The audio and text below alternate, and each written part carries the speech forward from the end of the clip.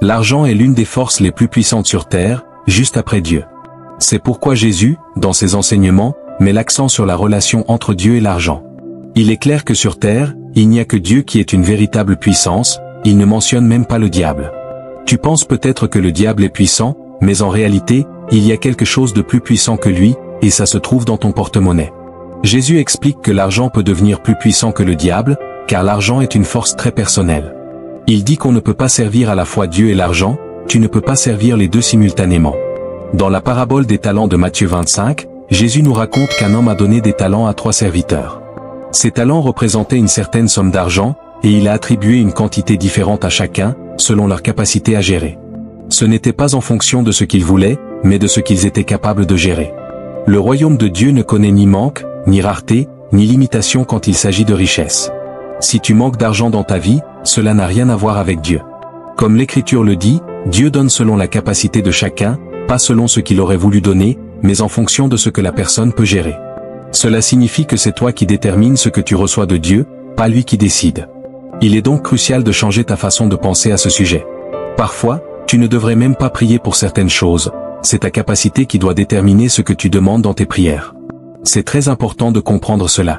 Si tu demandes à Dieu pour obtenir $1000, mais qu'il t'a déjà donné $100 la semaine précédente et que tu n'as même pas payé ta dîme, cela montre que tu n'es pas prêt à gérer une somme plus grande. Dieu a répondu à ta prière de façon parfaite, tu n'es tout simplement pas capable de gérer $1000. Le montant que tu reçois dépend de ta capacité à gérer ce que Dieu t'a déjà confié. Dans la parabole, après avoir donné les talents, le maître part. C'est essentiel de noter qu'il part, car cela montre que Dieu nous donne des ressources, puis nous laisse les gérer. Il nous a donné un esprit, de l'intelligence, de la sagesse et sa parole, mais il ne nous dit pas exactement ce que nous devons en faire. Il observe comment nous agissons avec ces ressources.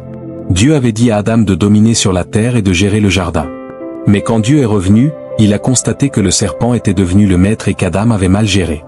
Dieu l'a alors chassé. De même, si tu gères mal ce que Dieu t'a confié, il pourrait te retirer cette responsabilité. Dans Matthieu 25, 16, il est écrit que celui qui avait reçu les 5 talents a travaillé avec et a doublé la somme. Cela montre que dans le royaume des cieux, ce n'est pas l'argent qui travaille pour toi, mais toi qui dois travailler avec l'argent. Cela signifie que Dieu veut que tes ressources travaillent pour toi, et non l'inverse. Nous vivons souvent dans un stress constant, nous nous épuisons dans nos métiers, et nous finissons par travailler pour l'argent. Mais Jésus nous enseigne qu'il n'y a que 2 maîtres sur terre, Dieu et l'argent. Si tu travailles uniquement pour l'argent, tu es esclave de cet argent. Il est important de comprendre que tu dois travailler pour ton but, pas pour l'argent. Si tu fais ce que Dieu t'a demandé de faire, l'argent viendra à toi. Mais si tu ne poursuis pas ton but, tu te retrouveras à toujours courir après l'argent, et ce sera lui qui te dirigera. Jésus a utilisé l'exemple des oiseaux pour expliquer cela, ils ne se soucient pas de ce qu'ils vont manger ou boire, ni d'où ils vont vivre. Ils font simplement ce pourquoi Dieu les a créés, être des oiseaux. Ils n'essaient pas d'être autre chose. Nous aussi, nous devons trouver notre but et nous y consacrer. C'est ainsi que l'argent, comme une ressource, viendra à nous, et non l'inverse. Est la seule créature qui cherche à être ce qu'il n'est pas. Par exemple, un oiseau ne cherche jamais à être autre chose qu'un oiseau. L'être humain, lui, essaie constamment de devenir quelqu'un ou quelque chose d'autre. Le but, lorsqu'il est aligné avec la volonté divine, attire la prospérité nécessaire pour le réaliser, car Dieu soutient toujours ses propres projets. C'est pourquoi Jésus-Christ nous enseigne que l'on ne travaille pas pour l'argent, mais que l'on fait travailler l'argent. On met en action ce que l'on possède, on le multiplie, comme celui qui a reçu 5 talents et en a fait fructifier 2 autres, tandis que celui qui en avait un seul l'a enterré dans un trou, agissant comme s'il était occupé, mais en réalité, il n'accomplissait rien de ce qui lui avait été confié. Cela signifie qu'il est possible de faire des choses qui ne sont pas ce que Dieu nous a demandé de faire. Nous pouvons nous laisser distraire par des occupations inutiles et négliger notre véritable devoir. C'est ainsi qu'on peut se retrouver sans les moyens dont on a besoin, car Dieu ne financera pas ce qu'il ne nous a pas ordonné de faire. Il est fréquent que des gens semblent occupés, mais qu'ils n'aient pas résolu leurs problèmes, simplement parce qu'ils ne comprennent pas le pouvoir de l'argent. L'homme qui a enterré son talent a échoué à comprendre un principe spirituel fondamental, l'argent n'existe réellement que dans notre esprit. C'est une leçon que j'ai apprise d'un homme très riche, qui m'a libéré de l'obsession de l'argent. Il m'a expliqué que l'argent n'est qu'une idée dans notre tête. Il y a un livre qui s'intitule « Penser et devenir riche ». Ce livre propose que la richesse vient d'une manière de penser, et non du travail acharné. Bien qu'il soit très populaire, ce livre reprend en grande partie les principes bibliques. Il ne dit pas « travaille et deviens riche », mais plutôt « pense et deviens riche ». Si tu as la bonne façon de penser, la richesse viendra d'elle-même. Il est essentiel de comprendre que Salomon n'a jamais demandé de l'argent à Dieu. Imaginons que Dieu se manifeste dans ta chambre et te propose de te donner ce que tu veux. La plupart des gens, dans notre monde capitaliste, demanderont sûrement de l'argent. Cette manière de penser, centrée sur l'argent, fait de lui notre maître. Mais Salomon a refusé de demander de l'argent. Il savait que l'argent est une conséquence secondaire de la sagesse, de l'intelligence et de la compréhension. Il a demandé à Dieu la sagesse, et c'est par cette sagesse qu'il est devenu l'homme le plus riche de son époque, plus riche même que son père David. Il n'a jamais demandé d'argent à Dieu, ce qui contraste avec ce que beaucoup de gens demandent aujourd'hui, de l'argent.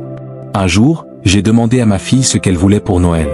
Elle m'a répondu qu'elle voulait de l'argent, et j'ai trouvé sa réponse inappropriée. Alors, j'ai décidé de lui offrir un livre.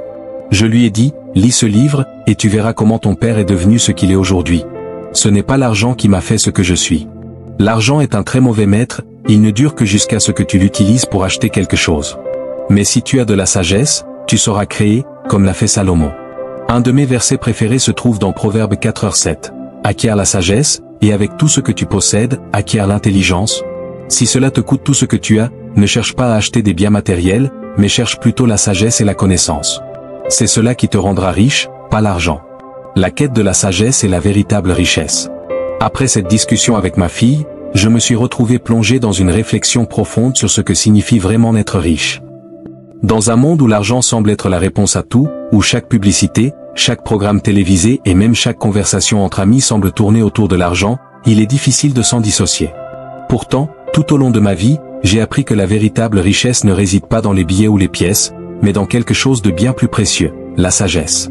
J'ai compris que ce que les gens recherchent n'est pas l'argent en lui-même, mais ce que l'argent peut leur offrir, la liberté, la sécurité, le confort. Ces besoins sont légitimes, mais ils sont souvent mal compris.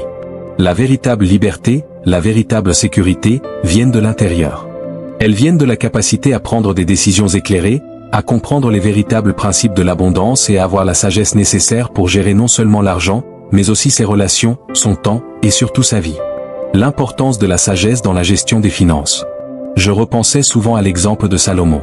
Si Dieu lui avait offert tout ce qu'il voulait, il aurait pu demander une richesse infinie.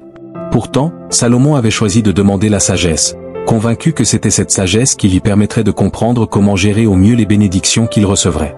Et, en effet, c'est la sagesse qui lui a permis de devenir le roi le plus riche et le plus respecté de son époque. Pourquoi est-ce si important de comprendre cette distinction entre l'argent et la sagesse? Parce que sans sagesse, l'argent peut devenir une malédiction.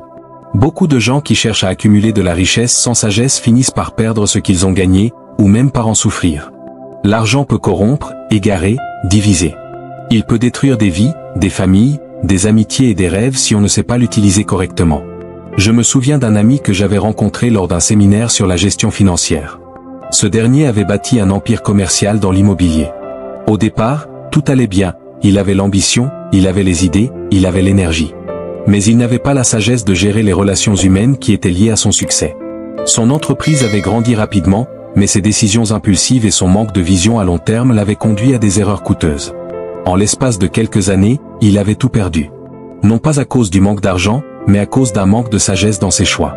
En revanche, ceux qui réussissent durablement, ceux qui restent prospères et heureux, sont souvent ceux qui savent prendre du recul, réfléchir avant d'agir et comprendre que la richesse véritable est celle qui vient d'un cœur sage et d'une pensée stratégique. Ce n'est pas le fruit du hasard, ni de la chance, mais le résultat d'une vie construite sur des principes solides et durables. La sagesse comme fondation de l'abondance. Lors de cette même réflexion, je me suis souvenu d'un autre principe fondamental que j'avais appris dans un livre ancien. Ce livre, qui traitait de la richesse selon les principes spirituels, disait que l'abondance suit ceux qui poursuivent la sagesse, mais se retire de ceux qui cherchent uniquement à satisfaire leurs désirs matériels. Cela m'a frappé, beaucoup de gens sont dans la quête de plus, constamment insatisfaits, cherchant toujours à acquérir davantage. Mais plus souvent qu'autrement, ceux qui courent après l'argent finissent par le perdre, ou du moins, par ne jamais trouver la satisfaction qu'ils recherchent. Au lieu de se concentrer sur l'acquisition de biens matériels, l'acquisition de sagesse ouvre la voie à une forme d'abondance qui dépasse les limites de la simple richesse financière. Ainsi, à partir de ce moment-là, j'ai fait un choix conscient. Je ne chercherai plus l'argent en tant que but ultime, mais plutôt la sagesse qui, comme un arbre bien enraciné, produirait les fruits nécessaires pour nourrir ma vie de manière durable et équilibrée. La sagesse se manifeste dans les actions quotidiennes. Cela m'amène à une autre vérité fondamentale. la sagesse ne se trouve pas dans les grandes théories ou les idées abstraites. Elle se manifeste dans les actions quotidiennes. Les décisions que nous prenons au quotidien, même celles qui semblent insignifiantes, sont souvent celles qui déterminent si nous vivrons dans l'abondance ou dans la pauvreté, non seulement financière, mais aussi spirituelle et émotionnelle. Je me suis rappelé que même Salomon, bien qu'il ait eu la sagesse pour devenir riche, avait aussi su être juste et bienveillant dans ses relations avec les autres. Cela se reflétait dans ses jugements, dans sa façon de gouverner et même dans sa manière de distribuer des ressources. Il n'a pas seulement accumulé pour lui-même, mais a su partager sa richesse avec ceux qui en avaient besoin. C'est un principe souvent négligé dans notre société moderne, où l'accumulation semble être la seule mesure de la réussite. La véritable richesse, comme l'enseignait Jésus, c'est de savoir donner avec générosité, de partager ce que l'on possède avec les autres, sans se soucier d'une contrepartie immédiate. Celui qui donne avec sagesse et discernement trouve un retour bien plus grand que celui qui garde tout pour lui. Le rôle de l'argent dans le plan divin. Je me suis souvent demandé pourquoi Dieu, dans sa sagesse infinie, permettait à certaines personnes de vivre dans la pauvreté, tandis que d'autres connaissaient une prospérité matérielle. La réponse, je le crois maintenant, réside dans le fait que Dieu, dans son plan divin, voit au-delà de nos besoins matériels immédiats. Il connaît les désirs et les aspirations de notre cœur, et il utilise les richesses comme un moyen d'enseigner, d'éprouver, et parfois même de purifier notre caractère. Il est écrit dans les Écritures, « Là où est ton trésor, là aussi sera ton cœur. » Si ton cœur est centré sur l'argent, il sera difficile d'y trouver la paix. L'argent, comme toutes les choses terrestres, est voué à disparaître. Ce qui dure, c'est l'impact que nous avons sur les autres, la manière dont nous utilisons nos talents et nos ressources pour construire un monde meilleur. La transformation intérieure, de la pauvreté à la richesse. Lorsque je regarde en arrière, je vois une transformation profonde dans ma propre vie. Je viens d'un milieu modeste. Ma famille n'avait pas beaucoup d'argent, et mes parents m'ont appris à me contenter de ce que j'avais. Mais j'ai rapidement compris que l'argent seul ne pouvait pas apporter la paix intérieure. C'est ce que j'ai appris avec les années. La véritable richesse réside dans le changement de mentalité, dans la capacité à penser différemment, à voir l'argent et la réussite sous un angle plus large. Cela a été un long chemin. Ce n'est pas facile de réorienter ses priorités, surtout quand la société autour de toi te pousse sans cesse à rechercher plus, à accumuler, à consommer. Mais, au fur et à mesure que je grandissais en sagesse, j'ai vu que la prospérité viendrait naturellement si je mettais en place les bonnes pratiques, si je faisais confiance à Dieu et à son plan pour ma vie. Il y a un passage que j'aime particulièrement dans le livre des Proverbes, qui dit « Ne dis pas, pourquoi sont les jours passés devant moi mieux que ceux-ci » Car ce n'est pas de la sagesse que de poser cette question. La sagesse, au fond, réside dans la capacité à vivre pleinement dans l'instant présent, à apprécier ce que l'on a tout en poursuivant des objectifs plus élevés. C'est en cultivant cette sagesse qu'on trouve la paix, la prospérité, et la véritable richesse. Conclusion, une richesse au-delà de l'argent. La richesse véritable, comme je l'ai appris, ne réside pas dans l'accumulation de biens matériels, mais dans l'acquisition de la sagesse. Cette sagesse est ce qui nous permet de prendre les bonnes décisions, de bâtir des relations solides et de comprendre les véritables principes de l'abondance divine. Elle nous enseigne à utiliser les ressources que nous avons non seulement pour nous-mêmes, mais aussi pour les autres, et à partager avec générosité ce que Dieu nous a donné. En fin de compte, la vraie question n'est pas de savoir combien d'argent nous avons, mais combien de sagesse nous avons acquise et comment nous l'utilisons pour transformer nos vies et celles des autres. La richesse matérielle peut se dissiper, mais la richesse spirituelle, elle, est éternelle. Et c'est ce que j'ai compris, c'est dans la sagesse, dans la compréhension et dans l'amour que réside la véritable prospérité. La quête infinie, le voyage de la sagesse. À mesure que les années passaient, j'apprenais de plus en plus à naviguer dans les eaux parfois tumultueuses de la vie, tout en restant fidèle aux principes que j'avais découverts. La sagesse précède la richesse, et la richesse véritable ne réside pas dans ce que l'on possède, mais dans ce que l'on donne, dans ce que l'on devient. Ce n'est pas un chemin facile, loin de là. Mais à chaque étape, à chaque épreuve, j'ai trouvé une forme de paix et de clarté qui m'a permis de continuer ma marche. La sagesse, une fois reçue, ne doit pas être cachée. Elle doit être partagée, cultivée et mise au service des autres. La sagesse qui transforme les épreuves en bénédiction. Un moment marquant dans ma vie fut celui où j'ai été confronté à la perte de ma propre entreprise. Cela semblait incompréhensible à l'époque, une vie construite à partir de rien, des années d'efforts et de sacrifices, et pourtant, tout s'effondrait. Ce fut un test difficile, une épreuve qui m'a mis à genoux, mais qui, paradoxalement, a aussi renforcé ma foi en la sagesse divine. Je n'avais jamais envisagé l'échec sous cet angle, comme une opportunité de renouveau. À cette époque, j'étais tenté de chercher des coupables, la crise économique, les mauvaises décisions des partenaires, ou même le manque de chance. Mais une voix intérieure me dit que je devais regarder au-delà des apparences et chercher la leçon dans cette épreuve. J'avais appris que l'échec, loin d'être une malédiction, pouvait devenir une école de sagesse, si l'on savait l'aborder avec un cœur ouvert et une volonté de grandir. Cela me rappela les paroles de Jésus qui disait « Ce n'est pas la personne qui tombe, mais celle qui se relève qui mérite d'être félicitée ». Je réalisais que l'échec n'était qu'un moment temporaire, mais que la façon dont j'y réagirais allait déterminer ma destinée. Je me mis donc à analyser ce qui n'avait pas fonctionné, non pas pour me flageller, mais pour comprendre les causes profondes de cet échec. C'était un véritable processus de purification. L'échec m'avait en quelque sorte dépouillé de mes illusions et de mes attachements matériels. Je compris aussi que la véritable richesse ne réside pas dans ce que l'on possède, mais dans ce que l'on est. À partir de cette réflexion, j'ai commencé à reconstruire ma vie, non sur des bases purement financières, mais sur des principes solides, honnêteté, intégrité, travail acharné, surtout, une profonde sagesse spirituelle. Ce fut une phase de réévaluation, non seulement de mon entreprise, mais de ma vision du monde et de ma propre identité. La richesse de l'âme et la paix intérieure. Il me fallut plusieurs années pour voir la véritable transformation que cette épreuve avait engendrée. Alors que la prospérité financière mettait du temps à revenir, je découvris une autre forme de richesse, bien plus précieuse, la paix intérieure, l'acceptation de ce qui est, surtout, la gratitude pour chaque moment de ma vie. La sagesse m'avait permis de comprendre que la véritable prospérité est intérieure. Peu importe les circonstances extérieures, si l'on est en paix avec soi-même et avec le monde qui nous entoure, l'abondance se manifestera d'une manière ou d'une autre. Cette abondance ne se mesure pas seulement en argent, mais en amour, en relations saines, en opportunités de croissance, et en une joie profonde d'être simplement vivant. Je commençais à voir les relations humaines d'un autre œil. Au lieu de me concentrer uniquement sur les bénéfices matériels que je pouvais tirer des autres, je comprenais que ce qui comptait réellement, c'était la qualité de ces relations. Donner, écouter, comprendre, être présent. Ces petites choses, souvent ignorées dans notre société matérialiste, sont en réalité les fondements de la véritable richesse. Un jour, un vieil ami vint me rendre visite. Cet homme avait toujours été un modèle de sagesse, mais aussi un exemple de simplicité. Il m'avoua que malgré toute sa réussite professionnelle, il ressentait souvent un manque, une sorte de vide. Il avait accumulé une grande fortune, mais il se sentait déconnecté de son véritable moi. Il avait perdu de vue ce qui était essentiel. « Tu sais, me dit-il, je t'envie, d'une certaine manière. Tu as trouvé quelque chose que je n'ai jamais trouvé, malgré tout ce que j'ai. Tu as trouvé la paix. » Ces mots résonnèrent profondément en moi. La richesse matérielle ne pouvait compenser un vide intérieur. Je lui répondis avec humilité, « La vraie richesse, mon ami, est dans la compréhension de soi et la paix avec ce que l'on est.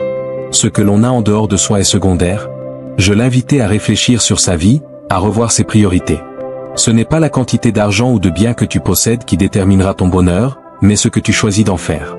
L'argent doit être un outil, pas une fin en soi. Le véritable trésor est dans la sagesse que tu choisis de vivre. Le pouvoir de la sagesse dans la transformation personnelle. À travers toutes ces épreuves, je compris un principe fondamental. La sagesse n'est pas simplement une question de connaissances théoriques ou intellectuelles, mais un mode de vie. Elle se manifeste dans les petites décisions du quotidien, dans la manière dont nous traitons les autres, dans la manière dont nous réagissons face aux épreuves, et dans la façon dont nous choisissons de voir le monde. Je pris un jour la décision de me lever tôt chaque matin pour méditer, non seulement pour nourrir mon esprit, mais aussi pour nourrir mon âme. La méditation m'a permis de me recentrer, de prendre du recul et d'observer mes pensées et mes émotions, plutôt que d'être contrôlé par elles.